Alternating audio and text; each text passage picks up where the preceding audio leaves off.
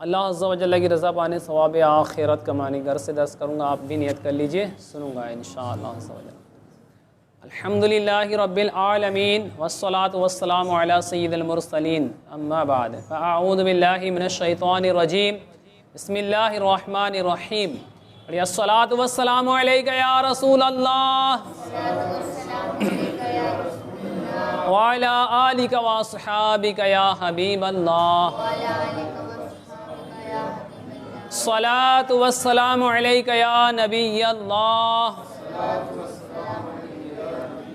وعلی آلک واصحابک یا نور اللہ۔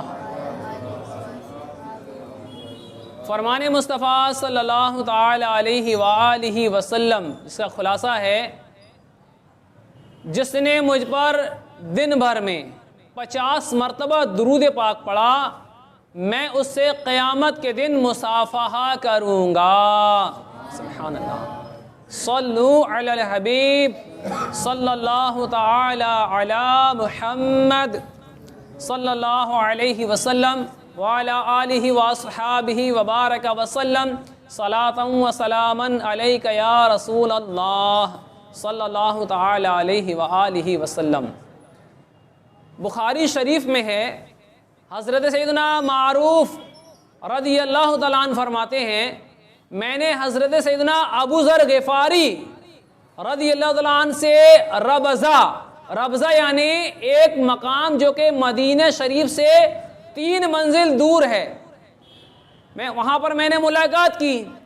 وہ یعنی حضرت ابو ذر اور ان کا غلام ایک ہی جیسا جوڑا پہنے ہوئے تھے، تو میں نے اس کے بارے میں اس سے سوال کیا، تو حضرت سیدنا ابو ذر رضی اللہ تعالیٰ عنہ نے فرمایا کہ میں نے ایک شخص سے جھگڑا کیا اور اس کو ماں کے حوالے سے برا کہا، تو حضور پرنور شاہ غیور صلی اللہ علیہ وسلم نے فرمایا کہ اے ابو ذر، تم نے اس کی ماں کی نسبت برے الفاظ کہے، تم ایسے آدمی ہو کہ تمہارے اندر جاہلیت کی خصلت ہے۔ اللہ اکبر۔ ابو ذر کون؟ نبی پاک صلی اللہ علیہ وسلم کے صحابی رسول کا واقعہ ہے یہ، ابو ذر غفاری رضی اللہ تعالیٰ عنہ۔ جب انہوں نے ایک شخص کی ماں کو برا کے حوالے سے برا کہا، تو آقا علیہ السلام کے پاس جب یہ خبر پہنچی تو آپ نے ان کو بلا کر فرمایا کہ اے ابو ذر، تمہارے اندر ابھی جاہلیت کی خصلت باقی ہے۔ اللہ اکبر۔ سوچے ذرا، سنیں اس کو توجہ کے ساتھ۔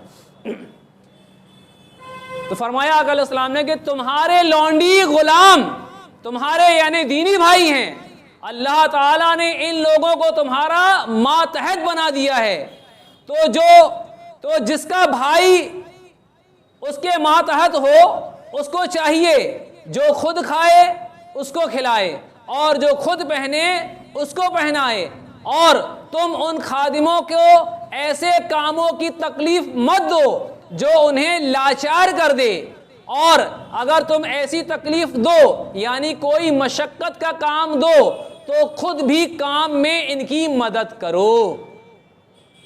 اگر ان کی طاقت سے زیادہ ان پر بوجھ ڈال دو تو اس میں ان کی مدد کی جائے۔ کوئی بھاری کام دے کے یہ نہیں کہ جاؤ تم غلام ہو، تم نوکر ہو تو تم ہی کرو۔ اگر کوئی ہمارا اسلامی بھائی ہمارے ماتحت ہے تو ہمیں چاہیے کہ اسے، جو ہمارے ماتحت ہیں، ہمیں ان کے اوپر ظلم نہیں کرنا ہے انشاءاللہ۔ پیارے اسلامی بھائیو، حضرت سیدنا ابو ذر رضی اللہ تعالیٰ عنہ نے جس شخص کو غلط الفاظ کہے تھے وہ حضرت سیدنا بلال حبشی رضی اللہ تعالیٰ عنہ تھے۔ جانتے ہیں نا ان کے بارے میں؟ حضرت بلال حبشی رضی اللہ تعالیٰ عنہ، وہ الفاظ معاذ اللہ کوئی مروزہ گندی گالی نہیں تھی، اتنا کہہ دیا تھا کہ یعنی اے کالی ماں کے بیٹے۔ حبشے کے حبشے کے جو لوگ رہنے والے ہیں وہ کالے ہوتے ہیں، نیگرو جن کو اپنے یہاں کہتا ہے نا حبشے کے، تو چونکہ یہ قدرتی طور پہ ہوتے ہیں، تو اتنا بار کہہ دیا تھا حضرت بلال حبشی رضی اللہ تعالیٰ عنہ سے ابو ذر غفاری رضی اللہ تعالیٰ عنہ نے اتنا کہا تھا کہ اے کالی ماں کے بیٹے۔ تو اس بات کو آقا علیہ السلام کی بارگاہ میں انہوں نے عرض کی، کس نے؟ بلال حبشی رضی اللہ تعالیٰ عنہ۔ تو اتنا کہہ دیا تھا کہ اے کلیمہ کے بیٹے، حضرت سیدنا بلال حبشی رضی اللہ تعالیٰ عنہ نے جب دربار رسالت میں اس کی شکایت کی تو سرکار مدینہ صلی اللہ تعالی علیہ وآلہ وسلم نے حضرت سیدنا ابو ذر غفاری رضی اللہ تعالیٰ عنہ کو ڈانٹا اور نصیحت فرمائی۔ اس کے بعد حضرت سیدنا ابو ذر غفاری پر اس کا کیا رد عمل ہوا، یہ بہت ہی لرزہ بر اندام کر دینے والی داستان ہے۔ یعنی اب سوچیے آپ نے کیا عمل کیا، اس کو سنیے اور ہو سکے تو دل کے کانوں سے سنیے پیارے اسلامی بھائی، ہے نا، اور اللہ تعالیٰ کے خوف سے لرزیے کہ آپ نے ایسا کون سا عمل کہا۔ صرف اتنا ہی کہا تھا نا، اے کالی ماں کے بیٹے۔ یہاں ہمارا حال کیا ہے؟ اللہ اکبر، اتنی بڑی بات کوئی کہہ دے تو لوگ کیا کریں گے؟ تلواریں نکال لے آئیں گے، جھگڑے بن جائیں گے، دو پریوار آپس میں لڑ جائیں گے، خاندان لڑ جائیں، ہے نا، اللہ اکبر۔ تو اب جب یہ بات آپ کو پتہ چلی تو پھر آپ نے کیا کیا؟ حضرت سیدنا ابو ذر غفاری رضی اللہ تعالیٰ عنہ حضرت سیدنا بلال حبشی رضی اللہ تعالیٰ عنہ کی خدمت میں پچھتاوے کے ساتھ حاضر ہوئے۔ ان کو یہ احساس تھا کہ میں نے صحیح جملہ استعمال نہیں کیا، میں نے غلط جملے نکالے، یہ احساس ہوا آپ کو۔ پچھتاوے کے ساتھ، ندامت کے ساتھ حاضر ہوئے اور ایک دم اپنا حسین رخسار یعنی گال زمین پر رکھ کر انتہائی لجاجت کے ساتھ روتے ہوئے اور گڑ گڑاتے ہوئے کہا، اے بلال، جب تک تم اپنے قدم کے تلوے سے میرے اس رخسار یعنی گال کو نہ روندو گے، میں اس وقت تک اپنا یہ چہرہ ہرگز زمین سے نہیں اٹھاؤں گا۔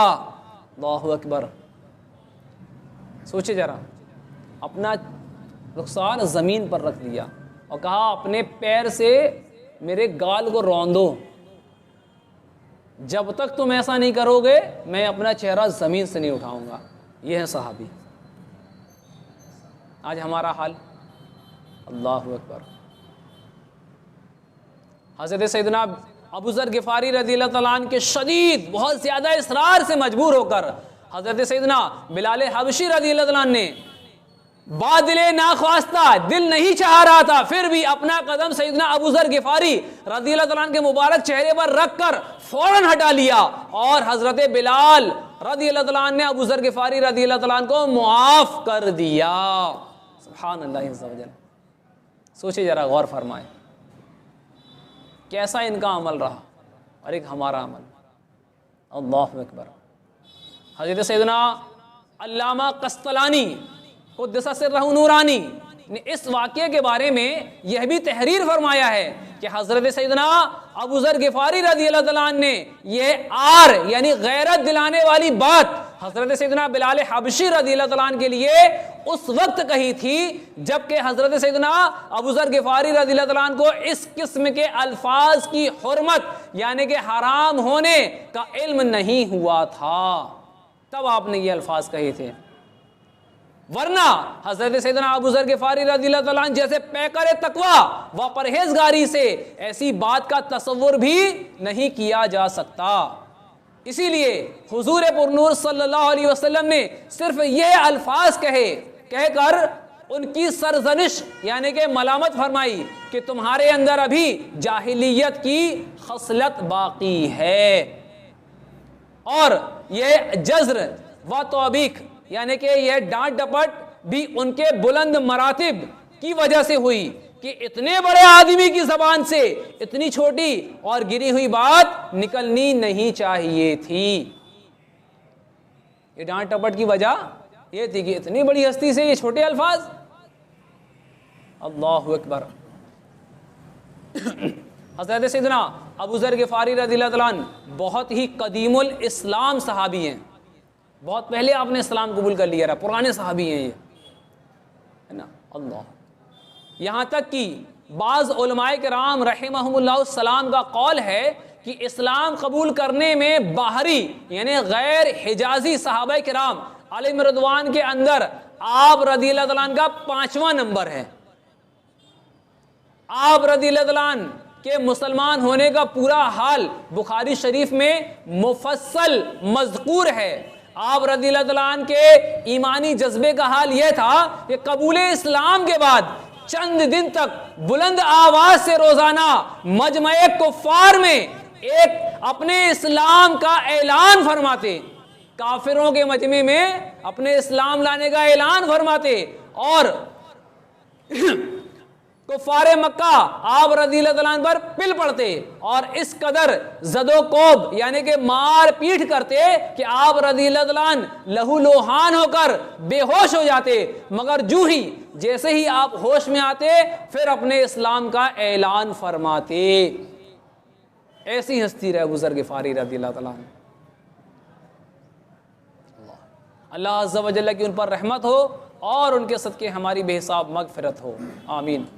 خدایا بحق بلال ابو ذر، خدایا بحق بلال و ابو ذر مجھے دین پر استقامت عطا کر، الہی نہ کچھ پوچھنا روز محشر، مجھے بخش بہر بلال و ابو ذر، الہی برائے بلال و ابو ذر مجھے خلد میں دے جوار پیمبر۔ پیارے اسلامی بھائیوں، غور فرمائیں، یہ صحابہ کرام علیہم رضوان کی شان۔ ابو ذر غفاری جیسی ہستی، صرف کیا جملہ نکلا؟ ایک کالی ماں کے بیٹے۔ اس کے بدلے میں کیا عمل کیا؟ اپنے رخسار کو زمین پر رکھ دیا اور بولا اپنے پیر سے اسے روندو۔ اللہ اکبر۔ اور بولے جب تک ایسا نہیں کرو گے میں اپنا چہرہ زمین سے نہیں اٹھاؤں گا۔ اور بلال حبشی رضی اللہ عنہ کم تھوڑو نا، وہ بھی کیسے ہستی، ان کی ضد کرنے پر، بار بار اصرار کرنے پر دل نہیں چاہ رہا، ایسا بولا کہ دل نہیں چاہ رہا لیکن مجبور ہو کر ان کی ضد پر آپ نے دل نہ چاہتے ہوئے صرف پیر فوراً رکھ کے فوراً ہٹا لیا اور معاف کر دیا۔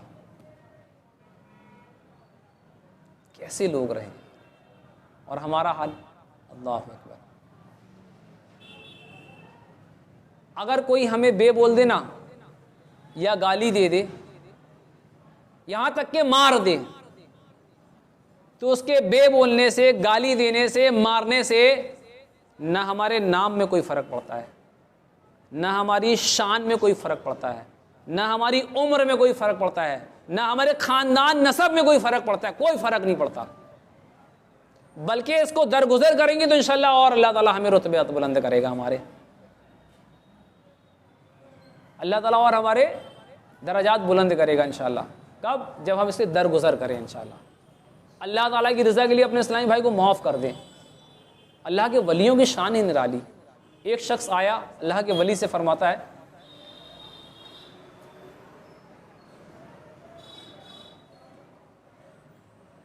درود پاک پڑھ لیں صلی اللہ علیہ وسلم۔ کئی اولیاء کرام کے واقعات ہیں، ایک دو بتا کے بس انشاءاللہ۔ ایک شخص نے کہا ایک اللہ کے ولی سے، ایک عورت نے، کہ آپ کی داڑھی اچھی یا میری بکری کی دم، میری بکری کی دم اچھی یا آپ کی داڑھی؟ آپ خاموش رہے۔ اب ذرا غور فرمائیں، اگر کوئی اللہ نہ کرے ہم سے کوئی ایسی بات کرے، کیسا مزاج ہوگا؟ تو آپ خاموش رہے۔ کیا رہے؟ خاموش رہے۔ کچھ وقت گزرا، اس عورت کا انتقال ہو گیا ہے، نہیں استغفر اللہ، آپ رحمۃ اللہ علیہ وصال فرما گئے۔ اس عورت نے آپ کو خواب میں دیکھا، اس عورت نے آپ رحمۃ اللہ علیہ کو خواب میں دیکھا، تو وہ عورت کہتی ہے ابھی بھی میرا سوال وہی ہے۔ آپ نے جواب نہیں دیا کہ آپ کی داڑھی اچھی یا میرے بکری کی دم؟ تو آپ نے اپنی داڑھی مبارک پر ہاتھ رکھا، پھیرا اور فرمایا الحمدللہ تمہاری بکری کی دم کو میری داڑھی سے کیا نسبت؟ تو بولے یہ جواب اس وقت کیوں نہیں؟ بولے اس وقت مجھے پتہ نہیں تھا کہ اللہ تعالیٰ کی بارگاہ میں بخشا جاؤں گا یا نہیں۔ اب جب کہ میرا وصال ہو گیا تو مجھے پتہ چل گیا کہ اللہ تعالیٰ کی بارگاہ میں میرے لیے کیا مقام ہے، تو اب تمہاری بکری کو میری داڑھی سے کیا نسبت؟ سوچے ذرا، ایک اللہ کے ولی کو ایک شخص جو گالیاں دینے لگا، بری گالیاں، تو آپ فرماتے ہیں کہ اگر میرے اعمال اللہ تعالیٰ کی بارگاہ میں قبولیت کے لائق نہیں ہیں تو جو تم گالی دے رہے ہو نا وہ کم ہے، جو تم گالی دے رہے ہو وہ کم ہے، اور اگر میرے اعمال میرے رب کی بارگاہ میں مقبول ہیں تو مجھے تمہاری گالی کی کوئی پرواہ نہیں. تمہاری گالیاں میرا کچھ بگاڑ نہیں لیں گی اگر اللہ تعالیٰ کی بارگاہ میں میرے عمل مقبول ہیں تو. اور اگر مقبول نہیں ہے تو یہ گالیاں بھی کم ہیں, جو گالیاں دے رہے ہو یہ بھی کم ہے. اللہ اکبر. سوچے جا رہا ہے امام اعظم ابو حنیفہ رضی اللہ تعالیٰ عنہ, خلاصہ عرض کر رہا ہوں, ایک شخص حاضر ہوا, ایک شخص نے بہت مطلب ناگوار باتیں کہنا شروع کر دیا, تو آپ نے اس کو کچھ تحفے وغیرہ پہنچائے. یہ کہہ لیں غیبتیں کر رہا, الزامات لگا رہا. تو بولے یہ کیا آپ تحفے پہنچا رہے ہیں, میں نے تو آپ کے ساتھ ایسا ایسا عمل کیا. تو آپ فرماتے ہیں کہ حشر کے دن جب کہ نفس نفسی کا عالم ہوگا, کوئی کسی کے کام نہ آئے گا, تم میرے اس وقت کے مددگار ہو. بولے وہ کیسے؟ بولے آج تم مجھے برا کہہ رہے ہو, گالیاں دے رہے ہیں مثال کے طور پہ, تو حشر کے دن جو تمہاری نیکیاں وہ مجھے مل جائیں گی. تم تو میرے حشر کے ساتھی ہوئے, مددگار ہوئے, اب اس دن تو میں تمہیں کچھ دے نہیں سکتا, تو یہی چھوٹا سا تحفہ قبول کر لو. اور اگر مان لو تمہارے پاس نیک اعمال نہ ہوئے تو جو میرے گناہ ہوں گے نا وہ تم لے لو گے. کیوں؟ کیونکہ تم مجھے برا کہہ رہے ہو, تو وہاں پر میں تمہیں کچھ نہیں دے سکتا, اس لیے چھوٹا سا تحفہ قبول کر لو دنیا ہی میں. تو وہ بندہ شرمندہ ہوا, پچھتایا کہ واقعی میں نے غلط الفاظ استعمال کیے. سمجھ میں آ رہی بات؟ تو سوچے جانا ذرا, یہ معاملات ہمارے ساتھ بھی تو ہونا ہے, نہیں ہونا ہے ہمارے ساتھ. ہمیں موت نہیں آنی کیا, حشر میں اٹھنا ہے نہیں اٹھنا ہے, اٹھنا ہے نا. تو پھر ہم یہ کیوں نہیں سوچتے, ہم کیوں لڑنے کے لیے کھڑے ہو جاتے ہیں, کیوں جوابی کارروائی کے لیے کھڑے ہو جاتے ہیں ہم. ارے بے بول دیا, کون سی ہماری شان میں فرق ہے, بول دیتے بھائی. بلکہ اس کے بے بولنے سے ہم کو سبق لینا ہے. ہم نے کون سی غلطی کر رہے اس نے بے بولا, آپ وہ غلطی نہیں کریں گے انشاءاللہ. یہ ہے عقل مندی. کسی نے گالی دیا, گالی کیوں دیا؟ کوئی غلط کام کیا, اب وہ غلط کام نہیں کریں گے انشاءاللہ. کسی نے ہماری شان کے, ہمارے مزاج کے خلاف بات کی, کیوں کہی؟ ہم نے کوئی غلطی کی ہوگی, اس غلطی کا سدھار کر لیں, دوبارہ نہیں کہے گا انشاءاللہ عز و جل. یہ عقل مندی ہے. جوابی کارروائی کرنا یہ عقل مندی نہیں ہے. پہلوان وہ ہے جو اپنے غصے کو ضبط کر لے, اور جو برداشت نہ کر سکے لڑنے کھڑا ہو جائے وہ تو کمزور آدمی کی پہچان ہے. یہ پہلوان کی پہچان نہیں ہے. پہلوان تو برداشت کرنے والا ہوتا ہے نا. لڑنے والے کو سننا پہلوان کیسے کہتے ہیں, یا بدلہ لینے والے کو پہلوان سننا کہتے ہیں. طاقتور آدمی کو پہلوان کہتے ہیں. اور طاقتور کون؟ جو غصے کو ضبط کر جائے. کریں گے انشاءاللہ عز و جل. آج کے بعد کبھی کسی سے نہیں لڑیں گے انشاءاللہ, جب تک کہ کوئی خلاف شرع معاملہ نہ ہو. جہاں پر حکم لڑنے کا وہاں لڑیں گے. اپنے ذاتی نفسانی خواہشات کی بنا پر جب ہمارے رہنما علماء اہل سنت کوئی ایسا اللہ نہ کرے کوئی ایسے معاملات ہو تب کی بات اور ہے. لیکن ایسے اپنے کسی بھی اسلامی بھائی, بلکہ کوئی بھی ہو, زبردستی لڑنے سے حاصل کیا؟ کچھ حاصل ہے؟ نہیں حاصل. بالفرض تصور کر لیجئے کہ اللہ نہ کرے کسی سے بھی لڑ لیں آپ, اب کورٹ کچہری کے چکر شروع ہو جائیں, کام دھندے کا ہرجا, اوپر سے جو کما رہے ہیں وہ کورٹ کچہری بھرے آئیں. صحیح ہے, یہ نقصانات کتنے ہیں. تو کیا ہے ایسے کام کرنا؟ یا بالفرض ایسا کر لیں, اب ایک روایت کا مفہوم ہے کہ جس کسی مسلمان کی قتل کی سازش میں زمین و آسمان کے لوگ مل کے سازش کریں اور اسے قتل کر دیں. روئے زمین میں لوگ مل کر کے اس کے قتل کی سازش کریں اور اس کو قتل کر دیں تو اللہ تعالیٰ ساروں کو جہنم میں ڈال دے گا, چاہے وہ جتنے ہوں, ایک مسلمان کے قتل میں. اب کسی نے مزاج کے خلاف بات کر دی, لڑنے کھڑے ہو گئے. بعض اوقات تو لوگوں کے قتل ہو جاتے ہیں اسی معاملے میں. اب مسلمان نے مسلمان کو قتل کیا, جو قتل ہوا اس کا تو معاملہ, جس نے قتل کیا وہ تو جہنم میں جائے گا نا, نہیں جائے گا. تو سوچیں نا کیا کر رہے ہیں ہم. تھوڑی سی بات برداشت نہیں ہوتی ہم سے, دو جملے ہم سے برداشت نہیں ہو رہے, اتنے کمزور ہو گئے ہیں. اللہ اکبر. اللہ تعالیٰ ہمیں جو ہے کہنے سننے سے زیادہ عمل کرنے کی توفیق عطا فرمائے. درس کی غلطی ہم سب کے تمام گناہ معاف فرمائے. آمین بجاہ النبی الامین صلی اللہ تعالی علیہ وآلہ وسلم. صلو علی الحبیب صلی اللہ علیہ محمد صلی اللہ علیہ وسلم.